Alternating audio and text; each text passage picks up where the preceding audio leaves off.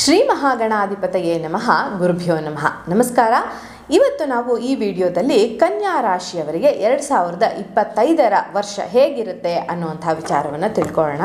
ಕನ್ಯಾ ರಾಶಿಯವರಿಗೆ ಕೆರಿಯರ್ನಲ್ಲಿ ದೊಡ್ಡ ಮಟ್ಟದ ಚೇಂಜಸ್ ಆಗುತ್ತೆ.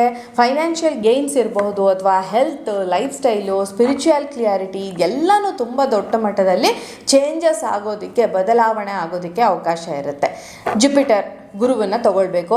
ಜೂನ್ 2ರವರೆಗೆ ಮಿಥುನ ರಾಶಿಯಲ್ಲೇ ಇರ್ತಾನೆ. ಅದು ಒಂದು ಪಾಸಿಟಿವ್ ಎಫೆಕ್ಟ್ನ ಕೊಡ್ತಾ ಇದೆ. ಪ್ರಮೋಷನ್ಸ್ ಚಾನ್ಸಸ್ ಇರುತ್ತೆ, ನ್ಯೂ ಜಾಬ್ ಆಪರ್ಚುನಿಟೀಸ್ ಬರುತ್ತೆ, ನೇಮು ಫೇಮು ಸರಿಯಾಗಿ ಬರೋದಕ್ಕೆ ಅವಕಾಶ ಇರುತ್ತೆ, ಸಕ್ಸಸ್ ಇರುತ್ತೆ. ಹಾಗೆಯೇ ಪಬ್ಲಿಕ್ ರಿಲೇಷನ್ಶಿಪ್ ಚೆನ್ನಾಗಿರುತ್ತೆ, ಫಾರಿನ್ ಕಂಪ್ನಿಗಳ ಜೊತೆ ಮಾತುಕತೆ ನಡೆಯೋದಕ್ಕೆ ಅವಕಾಶ ಇರುತ್ತೆ ಅಂತ ಹೇಳ್ಬೋದು. ಇನ್ನು ವರ್ಕ್ ಪ್ರೆಷರ್ ಸ್ವಲ್ಪ ಜಾಸ್ತಿ ಆಗಬಹುದು ಅಂತ. ಇನ್ನು ಕೆರಿಯರ್ ಗ್ರೋತ್ ಸ್ಟಾರ್ಟ್ ಆಗುತ್ತೆ ಎಲ್ಲಿಂದ ಅಂತ ಹೇಳಿದ್ರೆ, ತುಂಬ ದೊಡ್ಡ ಮಟ್ಟದ ಗ್ರೋತ್ 2 ಜೂನ್ ನಂತರ ವಿಶ್ ಫುಲ್ಫಿಲ್ಮೆಂಟ್ ಆಗುವಂಥ ಟೈಮ್. ದೊಡ್ಡ ಮಟ್ಟದ ಟ್ರಾನ್ಸಿಟ್, ನ್ಯೂ ಬಿಗಿನಿಂಗ್ ಆಗೋದಕ್ಕೆ ಅವಕಾಶ ಇರುತ್ತೆ. ಮತ್ತು ಫ್ರೆಂಡ್ಸ್ ಜಾಸ್ತಿ ಆಗ್ತಾರೆ.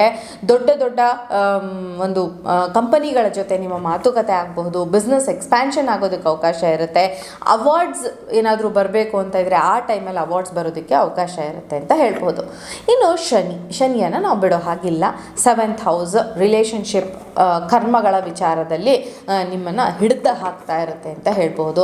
ಸೀರಿಯಸ್ ಕಮಿಟ್ಮೆಂಟ್ನ ಕೊಡುತ್ತೆ. ಬಿಸ್ನೆಸ್ನಲ್ಲಿ, ಪಾರ್ಟ್ನರ್ಶಿಪ್ನಲ್ಲಿ ಒಂದು ಸ್ಟೆಬಿಲಿಟಿಯನ್ನು ಕೊಡೋದಕ್ಕೆ ಅವಕಾಶ ಇರುತ್ತೆ. ಸ್ವಲ್ಪ ಮಾರ್ಚ್ ಏಪ್ರಿಲ್ನಲ್ಲಿ ಅದು ಶನಿಯಿಂದ ಸ್ವಲ್ಪ ಹಾರ್ಡ್ ಆಗೋದಕ್ಕೆ, ಕಷ್ಟಪಡೋದಕ್ಕೆ ಅವಕಾಶ ಇರುತ್ತೆ ಅಂತ. ಇನ್ನು ರಾಹು ಕೇತುಗಳ ಟ್ರಾನ್ಸಿಟ್ ಅಂತ ಬಂದಾಗ ವರ್ಷ ಪೂರ್ತಿ ಹಾಗೆ ಇರುತ್ತೆ ಶನಿ. ರಾಹು ಕೇತುಗಳು ಅಂದರೆ 6th ಮತ್ತು 12th ಹೌಸಲ್ಲಿ ಕೇತು ಇರೋದಕ್ಕೆ ಅವಕಾಶ ಇರೋವಂಥ ಸಮಯ ಇದು. ನಿಮ್ಮ ಶತ್ರುಗಳ ಸಂಹಾರ ಆಗುತ್ತೆ. ಲೀಗಲ್ ಮ್ಯಾಟರ್ಸ್ನಲ್ಲಿ ತುಂಬ ಚೆನ್ನಾಗಿರುತ್ತೆ. ಜಾಬ್ ಸ್ಟೆಬಿಲಿಟಿ ಇರುತ್ತೆ. ಹೆಲ್ತ್ ಇಂಪ್ರೂವ್ ಆಗುತ್ತೆ. ಹಾಗೆಯೇ ನಿಮ್ಮ ಸಾಲಗಳು ಕ್ಲಿಯರ್ ಆಗ್ತವೆ ಅಂತ ಹೇಳಬಹುದು. ಇನ್ನು 12ನೇ ಮನೆ ಕೇತುವಿನಿಂದ ನಿಮಗೆ ಸ್ಪಿರಿಚುವಲ್ ಗ್ರೋತ್ ಜಾಸ್ತಿ ಆಗುತ್ತೆ. ಬಟ್ ಸ್ಲೀಪ್ ಡಿಸ್ಟರ್ಬೆನ್ಸ್ ಇರುತ್ತೆ. ಫಾರಿನ್ ಕನೆಕ್ಷನ್ಗೆ ತೊಂದರೆ ಆಗೋದಕ್ಕೆ ಕೆಲವು ಬಾರಿ ಅವಕಾಶ ಇರುತ್ತೆ ಅಂತ ಹೇಳ್ಬೋದು. ಇನ್ನು ಡಿಸೆಂಬರ್ 5ರಿಂದ 5 ಮತ್ತು 11ನೇ ಮನೆಗೆ ಕೇತು, 5ರಲ್ಲಿ ರಾಹು, 11ನೇ ಮನೆಯಲ್ಲಿ ಕೇತು ಹೋಗೋದ್ರಿಂದ ಆಕ್ಷನ್ಸ್ ಜಾಸ್ತಿ ಆಗುತ್ತೆ. ಚಿಲ್ಡ್ರನ್ ರಿಲೇಟೆಡ್, ಮಕ್ಕಳ ರಿಲೇಟೆಡ್ ಡಿಸಿಷನ್ಸ್ ತೊಗೊಳ್ಬೇಕಾದ್ರೆ ಕೇರ್ಫುಲ್ ಆಗಿರಬೇಕು. ಕ್ರಿಯೇಟಿವಿಟಿ ಬೂಸ್ಟ್ ಆಗುತ್ತೆ. ಸಡನ್ ಆಗಿ ಒಂದಷ್ಟು ಹಣ ಬರೋದಕ್ಕೆ ಅವಕಾಶ ಇರುತ್ತೆ. 11ನೇ ಮನೆಯಲ್ಲಿ ಕೇತು ಇರೋದ್ರಿಂದ ಎಮೋಷನಲ್ ಡಿಟ್ಯಾಚ್ನ ರೀಚ್ ಮಾಡಬೇಕಾಗುತ್ತೆ. ಇನ್ನು 17ನೇ ಫೆಬ್ರವರಿ ಸೋಲಾರ್ ಎಕ್ಲಿಪ್ಸ್ ಆಗ್ತಾ ಇರೋವಂಥದ್ದು. ಇದಕ್ಕೆ ನಿಮ್ಮ ಜಾಬ್ ಪ್ರೆಷರ್ ಜಾಸ್ತಿ ಆಗಬಹುದು. ಸಡನ್ ಆಗಿ ನಿಮಗೆ ಶತ್ರುಗಳು ಜಾಸ್ತಿ ಆಗ್ಬೋದು. ಮತ್ತು ಡಯಟ್ ಚೇಂಜ್ ಆಗೋದಕ್ಕೆ ಅವಕಾಶ ಇರುತ್ತೆ. ಜಾಬ್ ಆಪರ್ಚುನಿಟಿಗಳು ಹೊಸದು ಬರ್ತಿದೆ ಅಂದರೆ you should be very careful. ಇದು ಸರಿ ಇದೆಯಾ ಇಲ್ವಾ ಅಂತ ಯೋಚನೆ ಮಾಡಿ ನೀವು ಮುಂದೆ ಹೆಜ್ಜೆ ಇಡಬೇಕಾಗತ್ತೆ. ಇನ್ನು 3ನೇ ತಾರೀಕು ಚಂದ್ರಗ್ರಹಣ, ಅದು ಕನ್ಯಾ ರಾಶಿಯಲ್ಲೇ ನಡೀತಾ ಇರೋವಂಥದ್ದು. ಇದು ಒಂದು ತುಂಬ ಇಂಪಾರ್ಟೆಂಟ್ ಆದಂತಹ ಎಕ್ಲಿಪ್ಸ್ ಗ್ರಹಣ ಅಂತ ಹೇಳ್ಬೋದು. ಇದ್ರ ಎಫೆಕ್ಟ್ ಏನು ಅಂತ ಹೇಳಿದ್ರೆ, ನಿಮ್ಮ ಐಡೆಂಟಿಟಿನೇ ಕೆಲವು ಸರಿ ಬದಲಾಗ್ಬಿಡುತ್ತೆ. ಮೇಜರ್ ಡಿಸಿಷನ್ಸ್ ತೊಗೊಳೋದ್ರಲ್ಲಿ ನೀವು ಫೇಲ್ಯೂರ್ ಆಗ್ತೀರಾ. ರಿಲೇಷನ್ಶಿಪ್ ವಿಚಾರದಲ್ಲಿ ಕ್ಲಾರಿಟಿ ಇರೋದಿಲ್ಲ. ಹಾಗೆ ದೊಡ್ಡ ಸರ್ಕಲ್ ಅಂತ ಏನು ಹೇಳ್ತೀವಲ್ಲ, ಅದು ಎಂಡ್ ಆಗಿಬಿಟ್ಟು ಹೊಸದೊಂದು ಸರ್ಕಲ್ ಕ್ರಿಯೇಟ್ ಆಗೋದಕ್ಕೆ, ಯಾವುದೋ ಒಂದು ಲೂಪಲ್ಲಿ ನೀವು ಸಿಕ್ಕಾಕೊಳ್ಳೋದಕ್ಕೆ ಅವಕಾಶ ಇರುತ್ತೆ. ಈ ಸಮಯದಲ್ಲಿ ತುಂಬ ಹುಷಾರಾಗಿರಬೇಕಾಗುತ್ತೆ. 12ನೇ ತಾರೀಕು ಆಗಸ್ಟ್ 2026 ಸೂರ್ಯಗ್ರಹಣ ಇರುವಂಥದ್ದು. ಅದು ಒಂದು ಸಿಂಹ ರಾಶಿಯಲ್ಲಿ ನಡೆಯುವಂಥದ್ದು. ನಿಮ್ಮ ಫಿಯರ್, ಭಯ ಏನಿದೆ ಅದು ರಿಲೀಸ್ ಆಗುತ್ತೆ. ಹಾಗೆಯೇ ಎಕ್ಸ್ಪೆನ್ಸಸ್ ಸ್ವಲ್ಪ ಜಾಸ್ತಿ ಆಗಬಹುದು. ಸ್ಪಿರಿಚುವಲ್ ಅವೇಕ್ನಿಂಗ್ ಆಗುತ್ತೆ. ನೀವು ದೈವವನ್ನು ಹೆಚ್ಚು ನಂಬೋದಕ್ಕೆ ಪ್ರಾರಂಭ ಮಾಡ್ತೀರಾ. ಆದರೆ ನೀವು ಐಸೋಲೇಷನ್ ಸ್ಟೇಜ್ಗೆ ಹೋಗ್ಬಿಡ್ತೀರಾ. ಒಬ್ಬರೇ ಇರಬೇಕು ಅನ್ನುವಂಥ ಸ್ಟೇಜ್ಗೆ ಹೋಗ್ತೀರಾ.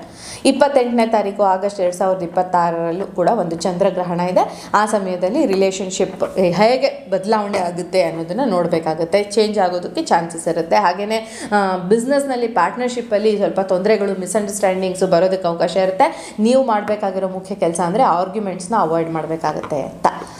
ಕನ್ಯಾ ರಾಶಿಯಲ್ಲಿ ಹುಟ್ಟಿದವರಿಗೆ ಕೆರಿಯರ್ ರಿಲೇಟೆಡ್ ಯಾವ ರೀತಿ ಇರುತ್ತಪ್ಪ ಅಂತ ಹೇಳಿದ್ರೆ, ಜಾನ್ವರಿಯಿಂದ ಜೂನ್ವರೆಗೆ ಸ್ಟ್ರಾಂಗ್ ಆದಂತಹ ಗ್ರೋತ್ ಇರುವಂಥ ಅವಕಾಶ ಇರುತ್ತೆ. ಪ್ರಮೋಷನ್ಸ್ ಬರುತ್ತೆ, ನ್ಯೂ ಜಾಬ್ ಆಪರ್ಚುನಿಟೀಸು ಇರುತ್ತೆ. ಬಟ್ ವರ್ಕ್ ಪ್ರೆಷರ್ ಜಾಸ್ತಿ ಆಗುತ್ತೆ. ಲೀಡರ್ಶಿಪ್ ಕ್ವಾಲಿಟೀಸ್ ಜಾಸ್ತಿ ಆಗುತ್ತೆ. ಲೀಡರ್ಶಿಪ್ ಆದಂತಹ ಒಂದು ರೋಲ್ ನಿಮಗೆ ಸಿಗೋದಕ್ಕೆ ಚಾನ್ಸಸ್ ಇರುತ್ತೆ. ಇನ್ನು ಜೂನಿಂದ ಡಿಸೆಂಬರ್ವರೆಗೆ ಒಂದು ದೊಡ್ಡ ಮಟ್ಟದ ಸಕ್ಸಸ್, ನೀವು ಎಫರ್ಟ್ ಹಾಕ್ತೀರಾ ಜೂನ್ವರೆಗೆ, ಅದರ ನಂತರ ಸಕ್ಸಸ್, ಇನ್ಕಮ್ ಜನ್ರೇಟ್ ಆಗುತ್ತೆ.